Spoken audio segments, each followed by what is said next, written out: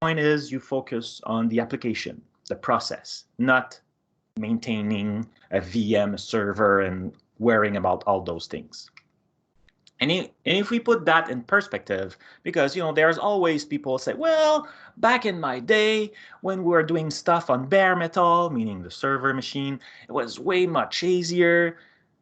Really? So when you had a new project, it was like, okay, then I will need to have this amount of drive, a few networks, so 3 machines. We'll need to free up this room, and then, oh yeah, we need to have someone. Like, there was a lot of questions to go before even having the machine and starting that project. So it was way complicated. So not that simple, right? So then we thought about, what if we virtualize? So we thought, let's go with infrastructure as a service, or IaaS. That was much simpler. Now, no more like physical things, or very less, because in one server you could add many different virtual server, like emulation of virtual machine and servers. So it was great, but still, you needed to think a lot about stuff. How many CPU will are allocated, and then you need to, have that golden image, then make copies, maintaining that golden image. It was a lot of maintenance and stuff, so it was still a lot of trouble. So we said, okay, let's try something else. Let's go one step further, and that's when we arrive with PaaS, Platform as a Service. So that was very, very cool. And honestly, I love the PaaS platform because now I could care about my code and still have control on the scale. But then some people say, well, I would prefer not having to think about anything. I would like just to focus on my flow or on the piece of code I want, the task that I want executed. So that's cool. So we went further, and that's when the serverless came. And it was just your piece of code or your flow, you drop it there, and it's waiting for you to call it, and then it will execute. It will scale automatically, it will do all those things, and we'll get in the details in 2 seconds. But that's the magic. Is it good for everything? Nope. Sometimes you need a VM, and sometimes you need a physical machine. Like, everything cannot be in the cloud and serverless. Now you just have more choices, more options, and that's the beauty of it. You got options, you pick what you need. But today the topic is, what is serverless? So it's an abstraction of the server. Like I said, you just need to think about the code or your process. It's event-driven. Maybe it's a new call, an HTTP call, like receiving an HTTP call. Maybe it's a new file dropped on a folder, online or on-prem, or it could be, I don't know, a database record, maybe it's you pushing a button. It could be anything, but it's event-driven. And also it's micro-billing, and that's a very interesting point, because when you are working with servers, VMs, or PaaS, as soon as that entity is ready to be used, you're already paying for that. In serverless, if you're not using it, you're not paying for it. And I did recently a project where I used that for a URL shortener. So, like when you see those little short URL. So when I call to create a URL shortener, it takes only like 2 seconds, maybe 1 second. Then I got billed 1 second. And when someone is using my URL, well, I got charged a fraction of a seconds just to, responding and returning the long URL. So it's super cost efficient. Of course, if your server is always running, there's other plan. You could go with different plan, but the beauty of it is you only pay when it runs. Azure Serverless, there's plenty of components. Since the beginning, I was talking about like the serverless in general. Now let's go jump into Azure, because that's the platform, the cloud platform I know the best. So in Azure Serverless, there's of course functions. Functions are code-based, event-driven, and they are very simple to use. We'll see, it will be one of the demo I will be doing later. Then beside the function, there's Azure Logic App that is less known, but honestly, I love Azure Logic App. They are very easy, and the beauty of them is they are kind of codeless. So it's kind of a flow, it's more graphical. You will see again, we'll do more, but it's very interesting in integration when you want to connect different services. Think about, I don't know, maybe you know if this then that, then Azure Logic App is if this then that on steroid. And there's also an offer very similar called Power Apps, I think. No, not Power Apps. I forgot. Power Automation in the Office 365 world. Before it was called Flow. So they're different, very similar to Azure Logic App. Of course, inside the Azure Logic App on the platform, there's Event Grid, that is connected. So you could have a lot of events because those things will scale automatically. You don't need to think about scaling. They will scale by themselves up and down, and it's perfect. And they will be very easy to integrate with all the other services, databases, IoT project you have. So it's really, really, really nice. And of course, as a developer, you want all your tools. So don't be afraid. All the IDE and server and monitoring tool exists, so you could track and monitor and develop and deploy from the comfort, like from the tool you like. So this is all cool. It's all working together. So Azure Logic App, let's go a little bit more precise. Let's talk about our first beast of the day.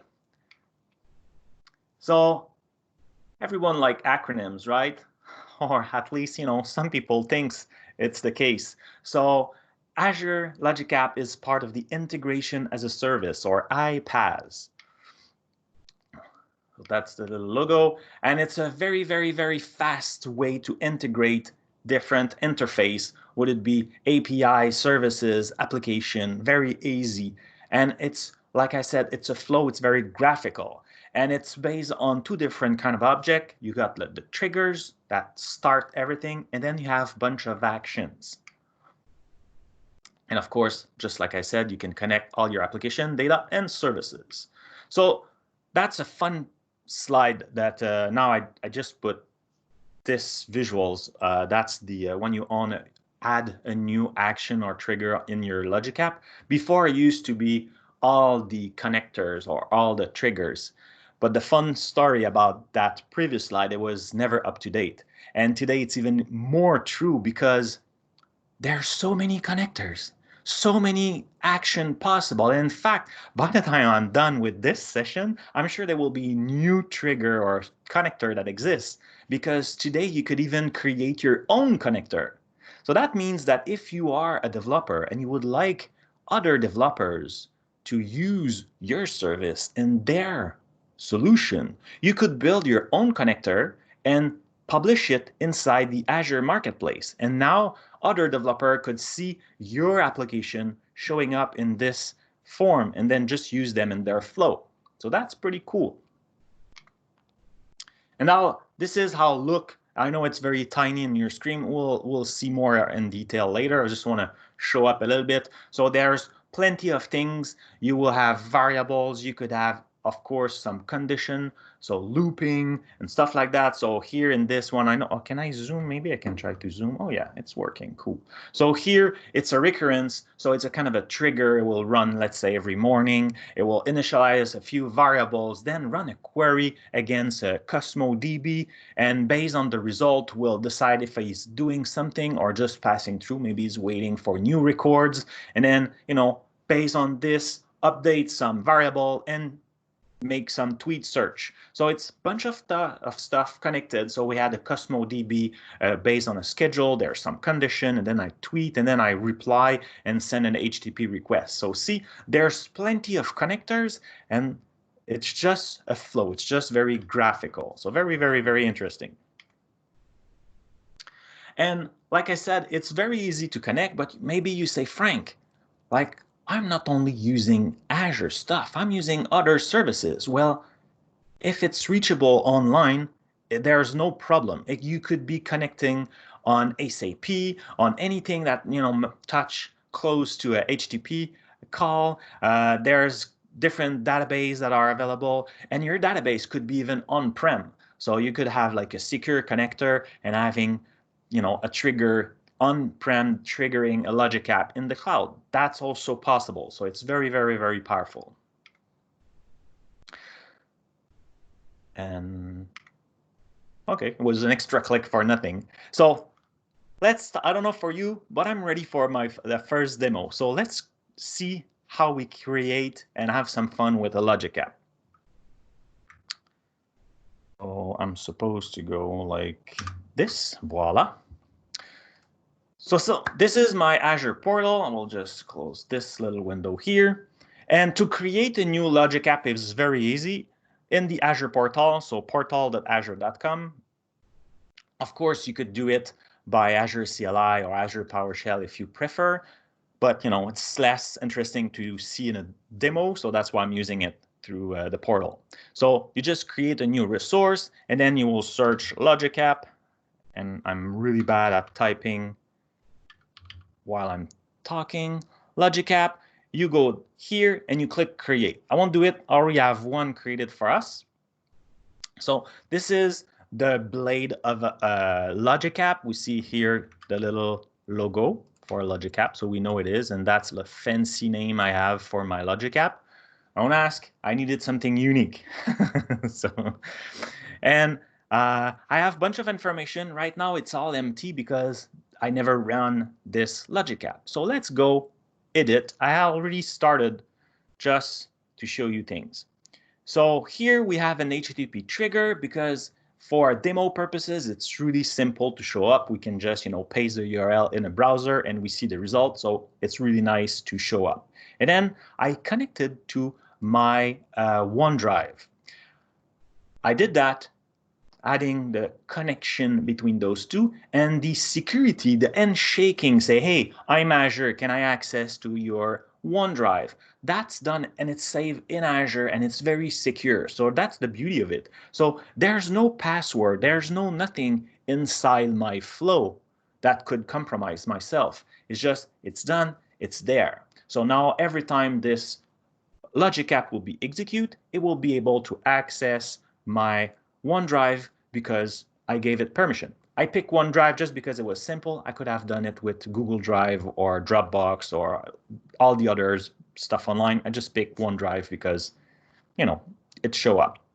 So what I'm planning to do, I would like to create a file, and I put Ignite demo. The file name, let's zoom it a little bit. So the file name will be test, and now I want to show you this. It's UTC now, so it should tell me when this thing run, and it's using like a pink funky stuff. I will show you where that come from. And now I use the file content, and if I mouse over that,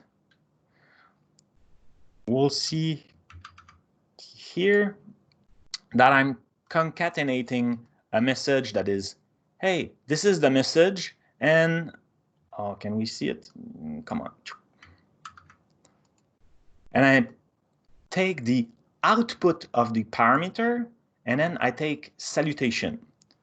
What does that mean? And my keyboard is giving me a hard time here. So what it means is my trigger here is expecting a parameter salutation, and I will use that to create a file. One thing I want to show you is those little things here. So when I click inside a text box in an action inside Logic App know very well what's before. So when I click in it, it will show me the previous action. So right now there's only the trigger because I only have 2 bucks. So the first one is my trigger, and everything else above, under is actions. So right now it showed me like, oh yeah, you have buddy available. I could also use different expression, and that's where I took the UTC now, because you could do a bunch of different stuff here. So that's cool. So now I have all that. It's really nice. But that's not very convenient, you may think. Like, Frank, how can I save this? Should I do a screenshot and save it with my code? Like, this is not, it's maybe very easy to click and drag and drop and do stuff, but if I want to do something, well, it's not very nice. Yeah, well, this is the designer view. If we go in code view, so from the top here, I have code view. I could click on that, and in fact, you will see that my logic app is a JSON file. So here I see this is my create file thing with the body, bonjour, blah, blah, blah. It's running, getting some one parameter from connection. So see, like I told you, no password were written because it's all defined. And now it says, okay, you know what, like you will need to go grab this and do that. So it's all defined inside my logic app. So let's go back in designer view now. Every HTTP call should have a response. So let's add a response and then we'll be able to try it. So to add a new step, we just need to click new step.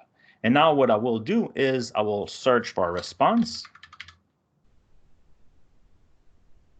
And I have my response here. So here, status code 200 mean it's okay. And what I can do is I could say, oh, you know what? You know what? I could say in the body, I could say, no, not here.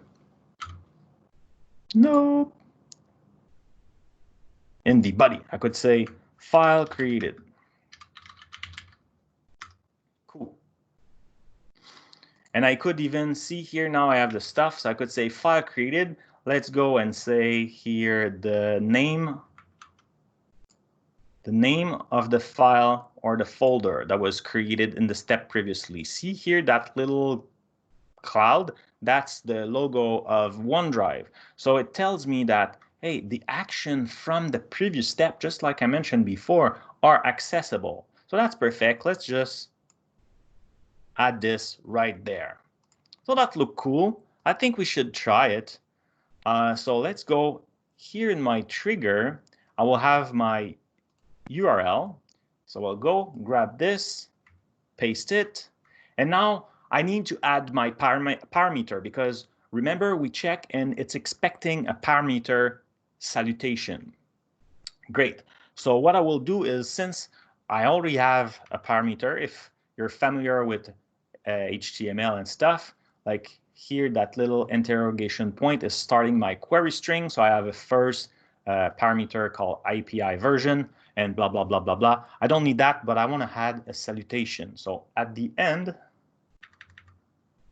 I will add a parameter. So n, and then, whoop, did I override something? We'll add salutation equal, let's say, Frank. So now I have the file test, and with the time date is created. Cool, fantastic. That's kind of the answer I was expecting, and it's a 200 since, you know, my browser didn't send me a 404 or something like that. So now if I go in my OneDrive, I should see a new file. So let's go in my OneDrive. It was in the first tab here, and I have a new file matching that exact same name. And I'm expecting to see some kind of message inside of it. And yes, it's bonjour here. The message is Frank. Very nice message, very inspireful, right? Just my name. So great. So it's working, and I should go back on the size that makes sense. Voila. So cool. So now we have an Azure function. We know how to save it, and the beauty to have the JSON version of it is you could keep like that JSON file with your code inside your Git repo or whatever repository you're using. So that's pretty cool. So each version could have that. So that's really nice. So now let's go back to the slides to talk about Azure Functions. And I will just take a Azure Functions. So Azure Functions is a piece of code with event and probably around a pizza and a few drinks. That's how they design the logo of Azure Function. But honestly, it's perfect because it's exactly that, a piece of code that gets triggered by an event. Let's talk about that. What is Azure Functions? Azure Function is supporting a bunch of different languages. C#, Node, JavaScript, kind of thing, the same thing. Python, F#. PowerShell was released beginning of this year, I think, or end of last year. End of last year, I think it was released as a... No, I think last... Anyways, recently PowerShell was added. I'm using it and it's wonderful also. Bash also is possible. You know, we don't need all the time to reinvent the wheel. And sometimes, most of the time, a piece of code that already exists, we want to use it. So that's perfect because natively, Azure Function will support the NuGet and the NPM package. That means automatically we'll go fetch the package you need and support those commands. So this is really, really useful. And even you could run a DLL or an executable and call it from inside of functions. So there's no limit here at what you can do with functions. You need more reason? Where there's plenty of triggers again and bindings. And the triggers are just like I said, the new record in a database. Maybe it's a new file in a blob storage or in a drive. It could be in a service queue because those things scale very well. So, you know, if you're using queues or event grid and stuff like that, it will be able to absorb a lot of stuff.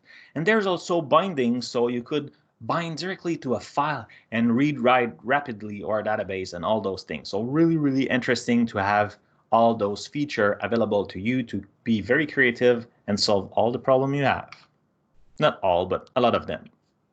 Another really great thing about Azure Function that maybe a lot of you don't know is Azure Function, it's open source. You could go, don't trust me, go check by yourself on GitHub, Azure Function. It's there. And everything is explained. They accept PRs. There's plenty of tools that exist in VS Code. Did you know you could run inside VS Code, create new function and stuff like that, and you can even run a function locally. That's kind of cool. And you could run then deploy from Visual Studio Code or Visual Studio, the big IDE if you want, and run your function in Azure and debug it from on-prem. That's pretty cool also. So there's plenty of solution there you could try. If you want to know more, there's a short link here you can go to check more for the Azure Function triggers. It's aka.ms/functriggers. So, Frank, you say function is great, I want to do something, but you also say it's not good for every situation. Well, you could do everything you want with function, just like sometime, you know, it's not because you can do it that it's the best solution, but there's scenario that are very easy to catch. So let me show you a few of them. So let's say every 15 minutes you could go execute and clean up your database. The result will be a clean database. Why should you wait a week to clean up your database? You could do it every 15 minutes. And it could be like every 15 minutes if the database is not already at 99% of its capacity, right? So you could be smart with that, but you know, you could run very simple task. It could be every time I have a new file in my blob storage, I would like to generate a query and update some graphics, Power BI graphics, you know, making some analysis, understanding, concatenating stuff. Like you could do a bunch of stuff. It could be because, you know, like you want to create thumbnail. For example, like someone upload a big image, so you want to create something lighter. So auto in the background, a function will get triggered, reduce the size, create a bunch of different thumbnails, upload, maybe archive or delete the biggest file. Like I said previously, I used that as part of a project that I did for a URL shortener. Very simple, using Azure Functions. When I call it, it's HTTP call, create a short link, save that in a table storage, and that's it. When someone calls it, I get this new little short link and return the long one. Very simple. So there's plenty of different scenarios. Let's see a demo. Is it complicated to create an Azure function? Let's see if it is. So again, we'll start again from the Azure portal. And if we go, let's go from home here. So to create an Azure function, again, click the big plus. You could go and search for it, or usually, since it's very popular, it's always in the first one. You search function app, you could create, and that's it. After 2 minutes, it will be there. And that's the result, a nice page. So a function app is kind of a group, like it's an application where all the function will be. So like you think about it if it's a DLL or something like that. So to create a new function today, I will show you through the portal. There's other ways to do it. And you could do it in Visual. My keyboard again. Come on, it's not the time. I need to change my keyboard. So you could do it from VS Code or Visual Studio. You could do it with like the CLI if you want. Let's say new func and blah, blah, blah. You could create all that. Or you could do it with the portal. So since portal is very visual, I will use this right now. So click portal. No, please stay zoom. So portal, click continue. And now there's a key that is, okay, now it's back. So there's plenty of templates. So let's explore them a little bit. I want to show you different template that exists. I will just click here.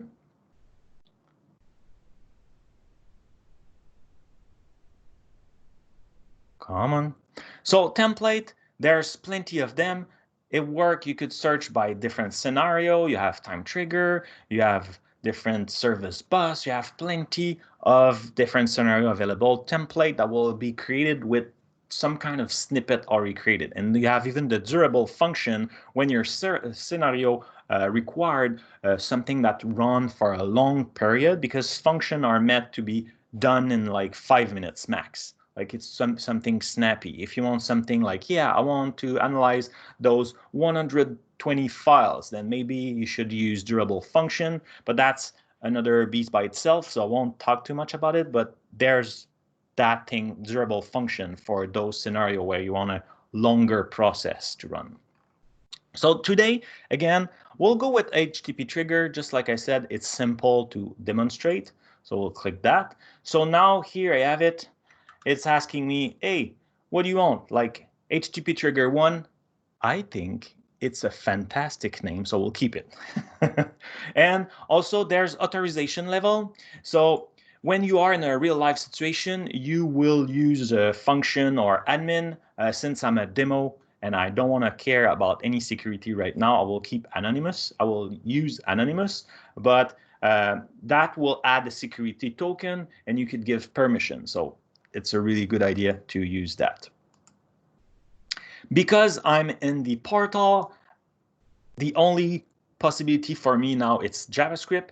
If I was creating through the Visual Studio or the CLI, then I will be able to say, oh, I want a new function and I want it in C# or I want it in like a different language. But now, because I'm in the portal, that's why it didn't even ask me.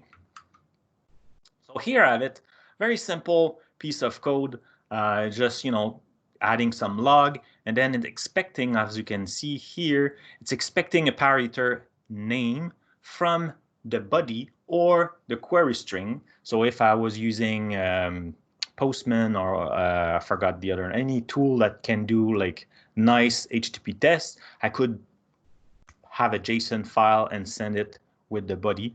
And what it will return me is hello and the name. So that's pretty cool. So how can I test that? Well, here on the right side, if I expand this section, I have the file available, but I have a test tab just here. And I see now I have the post, and the post, oh, look at that. I have my JSON file, so I could test directly from the browser. That's excellent. So let's try it right away. So let's change that for Bangalore. And how can I run it? You need to scroll because I'm zoomed for easiest purpose when I'm presenting. So now the log just show up, it's running, and I have my output, hello Bangalore. It's working exactly as we expect. That's cool. How can I test it outside this interface? Well, just beside here, the run button, I have a get function URL. So we'll click on that. And now I have my URL. So I'll go pick that, close, open. I don't need you anymore. So I will open a new tab, paste it, and I will have an error message because I didn't pass any parameter, right? So it's say, hey, I'm expecting something like name. So, okay, cool, perfect. So let's add the name. So we'll do this, name equal, and this time will be blue just to show up that it's not, whoop, come on.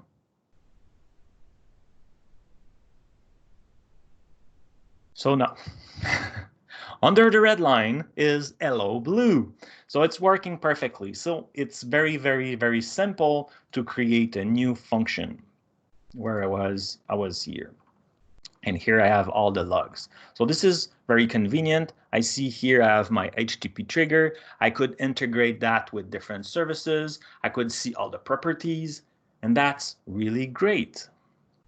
If we go back to the slides, so now what I want to show you, because it's nice, you know, when you are a demo, you're presenting, this is super cool, or maybe you're just playing around because you are in break, or, you know, working from home. But we don't all the time deploy from the browser because it's not very convenient. You know, a lot of time we're deploying from a repository. So I want to show you a few tips on how it's possible. And I need to do that a little bit fast, but let's have some fun. Whoop, why did I stop that? No, continue. And swap. Okay, let's go back to presentation mode. Okay. I want to show you two methods. So one that I really like is the deploy to Azure button. And it's very useful when you want anyone to use your project. If it's an open source project or like a demo, or maybe you are an MVP and you would like to have people trying and easily deploy your application. So this is when you could use a deploy to Azure button. What it will do is if I click on that, it will open the person click environment. So in this case, it's my environment. And it will ask me, okay, where do you want to deploy that thing? It will tell me, okay, you need to pick a resource group. So resource group is just a logical group where you deploy your things. The beauty of a logical group is when you're done with it, you could delete the resource group and everything that is inside will just vanish. Then you pick your location because, you know, you always try to pick something that is close to your user or your data because we didn't beat the speed of light yet. So always pick something interesting. And then you have like, okay, the base name. So here you have some IntelliSense, say the name, template, cool, and I have different value. So how, and if I click purchase, because, you know, I'm creating resources, so I could say just create. I understand why they put purchase, but sometimes what I'm buying, like you're creating resources, so eventually you get charged for it, right? So you click that, you wait 2 minutes, and the resource will be available. This is really cool. What's the magic? I'm going up to the GitHub repo, and if I go, let's say I want to go just to the root to show you a little bit more. Come on. So I have deployment folder, and in this deployment folder I have here what's called a JSON, an ARM template. And this ARM template, see here, I see my parameter. So I say, oh, the name, like the same thing. Sorry about that. Let's try again. Should be better with that thing. So name used as a base template for the name of the resource. So the parameter of my ARM template here are what show up in the form I saw previously. And if I go down below, I know it's a lot of text, so I'm not expecting you to read that and understand perfectly. I just want you to know that it's possible and have videos that explain, and you can always, like I said, go to the GitHub repo and take all the time you need to understand what's happening. And then I will create all the resource I need. So here, for example, I'm creating my function app. And then after that, I will have like a storage because the code needs to sit somewhere in a service plan because I want some dynamic billing. So I define everything. And then when I deploy saying to GitHub, hey, send that to Azure, Azure knows and understand that file and will create all the resource I need. So this is really cool. Cool when I want to share something for everybody. But in enterprise, what I want is when I'm done with my code and I push, I would like to automatically get built and like have some kind of CI/CD. And that's possible with the GitHub action. And that's what I added this morning just for you because it was not part originally of the of this demo. So to create a new, GitHub action are workflows that got triggered on different reason. Usually when it's part of a CI/CD, it's from a push in a specific branch. In this case, I picked the master branch. I only had the master branch, so it's kind of, I didn't have the choice, but you pick the branch. So you could have multiple workflow. You could say, you know what, every time someone push in dev, I want to build and see right away if the test pass and everything. You could do a bunch of stuff.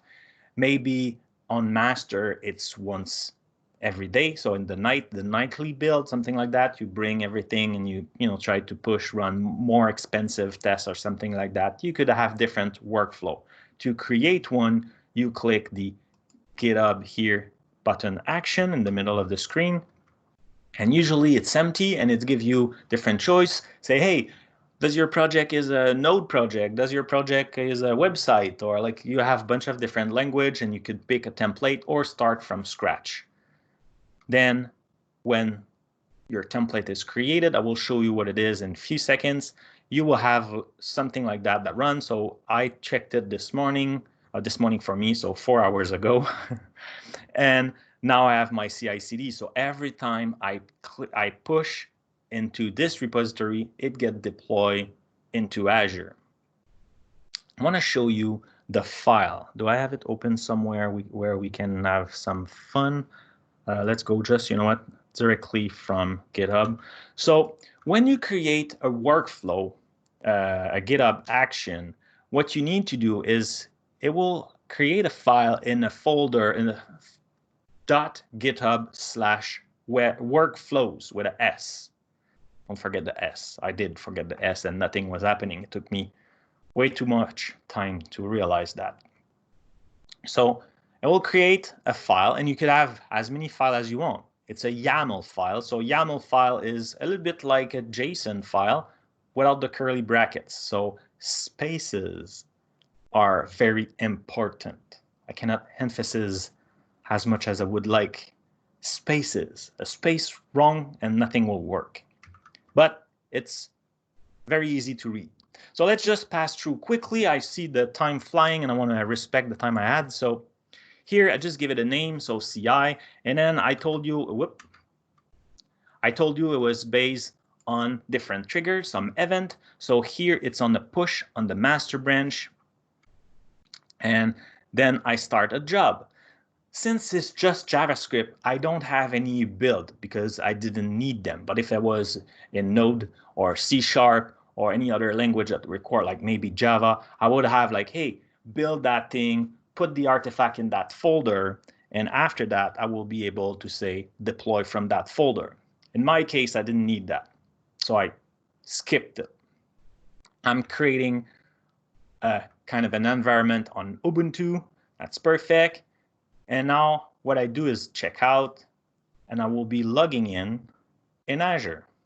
I'm logging in using secret credentials. I will show you where that comes from. But what I did is I created a service principal, or you could download your profile from your Azure function. You save that somewhere special in GitHub. I'll show you again in a few seconds, and I will use that. So this way, there's no password showing up in my logs. Yay, very nice. And then what I do, just run, deploy to Azure function. And I need to specify, of course, the name of my function because I could have many different applications running. So running that will deploy my Azure function. I just want to show you briefly where the secrets are. So if we go on top of GitHub, there's in settings, you will have a section called secret here. And if I click on that, you could add a bunch of stuff. It will be saved encrypted and you cannot see it now. It's secure. So when you create a new one, you give it a name and you paste the value. The way you do that is by using here, you could do it executing this command here.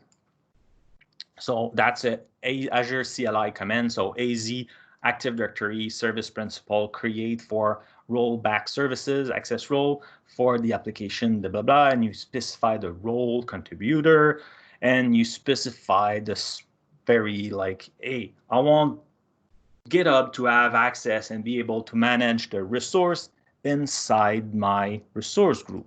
Not everywhere, just there. So it's very specific. So you give permission to GitHub to be able to play that. That's perfect. That's what you want because you want to create or update resources.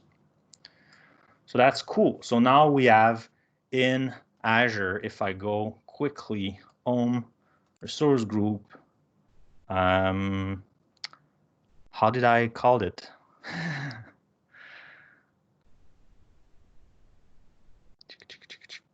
GitHub action demo. Yeah, so action demo. I have my Azure function here. Deploy from GitHub. It was done this morning.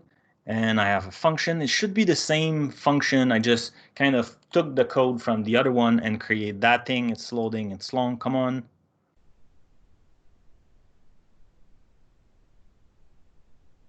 So here the code, it's kind of gray out a little bit, but it's hello, it's still me. And then it passed the name. So let's have some fun with that.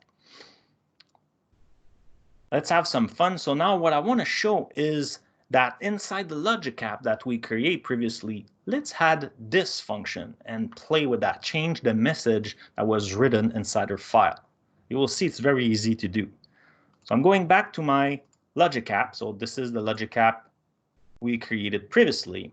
And now what I would like is to, instead of just passing the name, I would like to be able to say, you know what, I would like to call a function.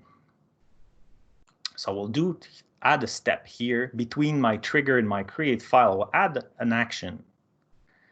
And now we'll search function. And we'll click Azure function. Now what it does, it look inside my subscription or all these subscription I have access and tell me what kind of Azure function is possible. And as you can see, I have many different because I really like the serverless things. So I will take demo, action demo. That's the one I just show you deploy from Azure. And inside of it now it's showing me I could create a new function on the fly, or I could use a simple HTTP trigger, and that's the function that we saw. So we'll use this one. Great. So now what I need is specify the request body. And if we remember, the request body was a JSON file, and it was name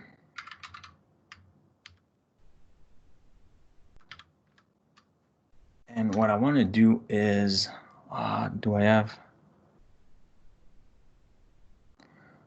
I want the body. Oh, I want a body query. But I don't want the full body query. So let's just go in view code and we'll change it. Where is it? Body query. And we'll add another one. And I want to add salutation. Salutation. Voila. Boom. So what I did is I will use the output from queries, but if I do that, it will return like all the query string. I don't want all of them. I just want salutation. So that's why I did that. We'll save it. And then when you go offline, usually I have code snippet to avoid any mistake. Now I'm net free, like super risky stuff. Okay, so now I have my trigger, so that's cool. And now I want to change this. So the content of my file, I don't want that anymore. I want the output of my HTTP trigger. So let me show me here. Say, you know what? Everything, just like buddy. Cool. Save. Let's try if I didn't do any typo or mistake of any kind. And I need to add salutation. Salutation equal. Let's go again. Bangalore. The file was created. Now the file was created and I didn't check the name. Let's go with the second one. Yeah. So see, now we have hello, it's still me, Bangalore. So the message came in, salutation. It was Bangalore was salutation. It was sent to the Azure function. Azure function concatenate hello, it's still me with the value of the parameter name and return this sentence. Then in the logic app, we took that content and drop it into a file. It took me a few seconds, and now you could play a bunch of stuff.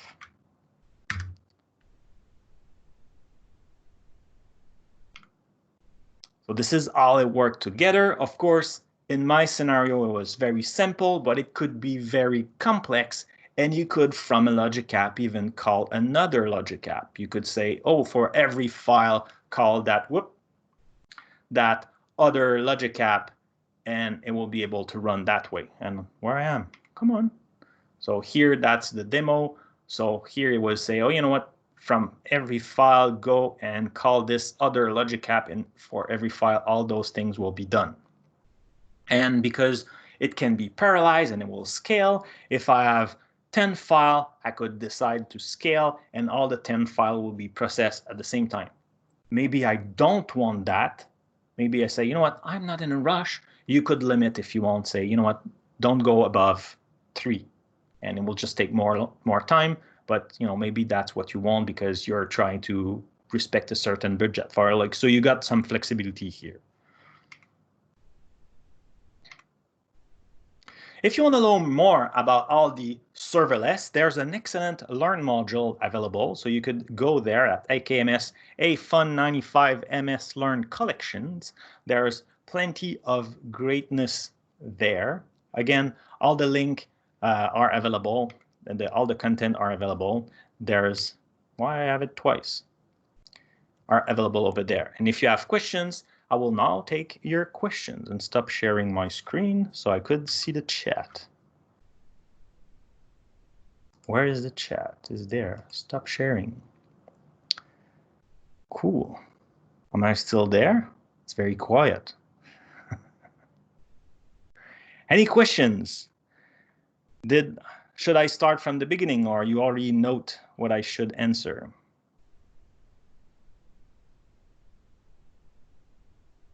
I'll be sharing all the questions in the chat. Yes.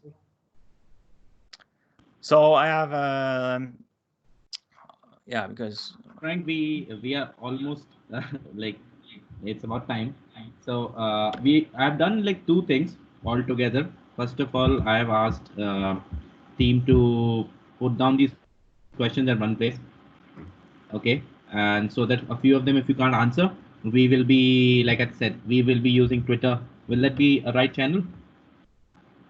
Yeah, it's great. Yeah. And I accept DM. So if you don't want to tweet to the world your question, you could ask privately. But I would ask if it's possible to make it generic so other can benefit of your questions. Please do. Definitely. Or we'll do one thing. we have Himanshu and everyone here. So what they can do is like they can probably make a whole thread of these questions over Twitter and share it, like questions asked during something, and probably if you want to answer all of them all together, because it's gonna take a lot of while also from your side, and don't want to disturb you on that. But still, if you have time and if people are here, if you want to take few questions, then yeah, it's like we are good to go. Can we? Yeah. I have time, so I could stay a few minutes more and then ask questions. Not ask them, but answer them. Perfect. Then, Himanshu, will you leave this for me? Like, will you be pasting? Because a lot of questions are already there in the chat section. Yeah, I'll do that. Perfect. Yep. Doing right now. So is it possible to connect custom vision exported model to Azure Function? Ooh, that's a good question. So you could definitely call some cognitive services from an Azure function. I did that in the past, where when a new file was dropped in a folder, I was analyzing what's the image and sending the result somewhere else. You could do that. So yes, it's possible. Oh, so all the questions so far. Cool.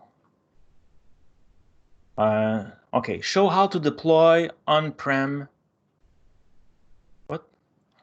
Show how to deploy on-premise or a link for some information. Thanks for amazing session. Well, thank you for the questions, Kopal. Deploy from on-prem. So when you're deploying from on-prem, you could use, if you're using an ARM template, you will say AZ ARM, AZ deployment, create, and just pass your parameter, like your ARM template file, and the resource will be created. If you're using the function CLI or the function tool, I think they call it, I play less with that tool, but I think it will be something like func and then deploy, and you must pass the project name or something like that. But like it's very easy. I don't have Andy the URL, but you will send me all those questions, and I will share the. You know what? Ask me again on Twitter. That one is a good one. I will share a link. So Anchor is asking, if Azure Function are open source, does it cost credit for using it or triggering it? Yes. So Azure Function are open source, but then when you're running it, you're still using some CPUs and like disk space and stuff like that. So you get charged by that, but it's very, very, very budget friendly, I would say. So yeah. Can a single Azure Logic App contain multiple trigger at the starting point? No. So one Azure Logic App will be one trigger. So if you want multiple conditions, it would be having multiple different Logic App calling the same. So this way it could be, oh, if I'm clicking this button, or I'm receiving an HTTP call, or maybe on schedule. So the first Logic App will call the second one. That will be called by all the first one. Where I was. Yeah, okay. So Anchor is asking, can we code Azure Function with Python 3? I'm not sure. I think yes. I don't know Python, so I didn't validate. But if you go on Azure Function, you will see right away when you create a new function from the Azure portal, you specify the language. In fact, you specify your, how they call that, the run stack, and you pick the language and the version you want. I have the feeling Python 3 is there, but maybe it's 2 point something. I'm not sure. Sorry. Then Raghav, and I'm sorry if I kill your name. I'm trying my best. Raghav is asking, can we trigger Logic App through .NET Core web application? Maybe trigger like in the background service in the Mac. Yes, there's a SDK that doesn't have a lot of popularity, but there's an SDK that exists. So in .NET, you could do it using the SDK, or you know what? You could do a HTTP call. So you could easily, just create an HTTP client and call it that way. So it's also possible doing it. So from any language, in fact. Is there a connector to GitHub file change? I don't know. Maybe. That's a good question. Honestly, I don't know. That I'm interested. I will copy paste. There's interaction between both, but I don't know if there's a connector on file change. So that one pretty good question. Yep. So that's my connection. Is there an example to set? I'm sorry. It was Ramaswamy asking, is there an example to send email using Microsoft Office 365 from Azure Function without reading the need of the SendGrid service? I know it's possible from inside Logic App. From Azure Function, it's true that a lot of sample use SendGrid. So SendGrid is a fantastic tool, but if you don't want to use it, I think you can call an API. Let's say you want to use Outlook or Gmail or something like that. You could create an email this way, so by code. So if you look on how to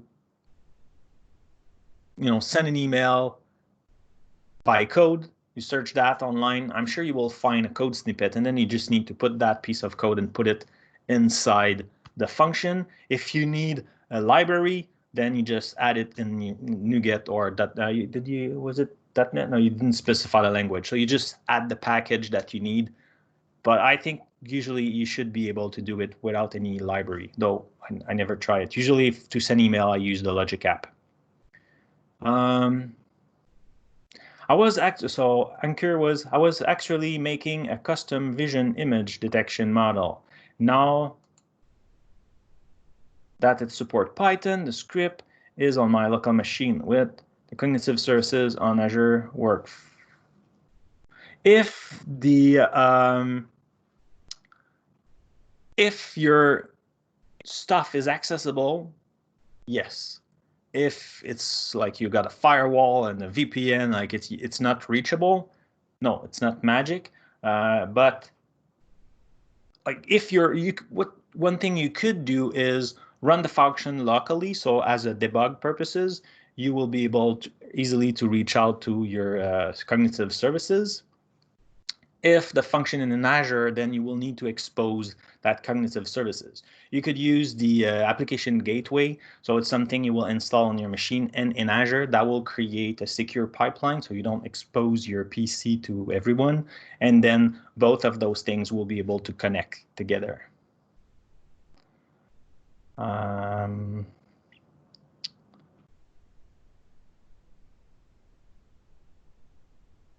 Thank you for the confirmation, and I didn't butcher your name. Cool. So yeah, and I have okay, all my stuff is there. YouTube. I have also a Twitch. So I'm F Boucher. That's me, mostly everywhere online. I don't think anybody else is using that name. So if you have any questions, reach out to me. LinkedIn, Twitter, Instagram. On YouTube, I have already a bunch of video. I show off a little bit of the Azure Function and Logic app over there. And on Twitch, if you want, I stream twice a week. So you could join me and ask questions. Oh, am I reaching there? How to decide when to use the Logic app and when to use the Azure Function? That's a great question, Jay. So I would say when you're using a function, you write code. So it's on your responsibility to make sure it works. When you're using an Azure Logic app, it's usually less code. So if something fails, well, it's not your fault, usually. So you could bail the problem on the Microsoft side. So no, it depends, seriously, depend on your context. Some people will prefer having code that they can read. Some people will prefer having just flow. Both are great. Yeah, there's no bad solution. It depends on what you want.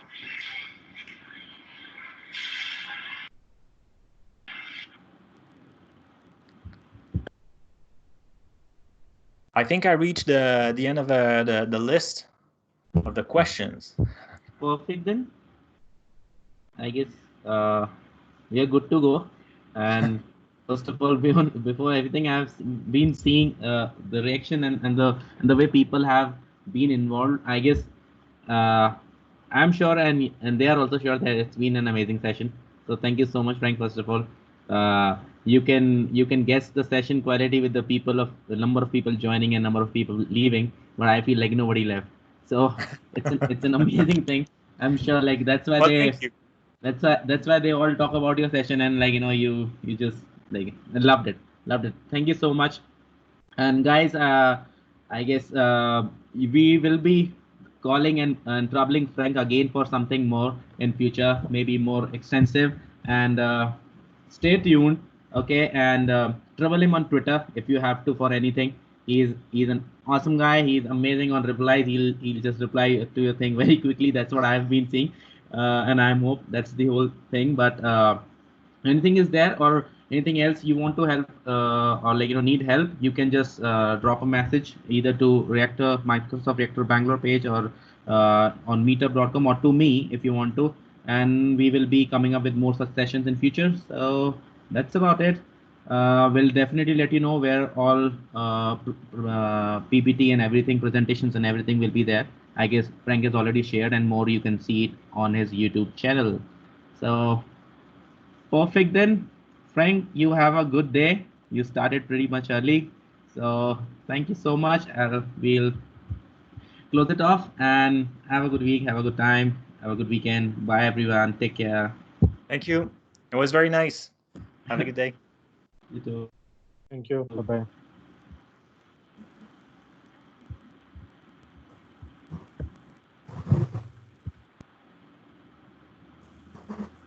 Like this.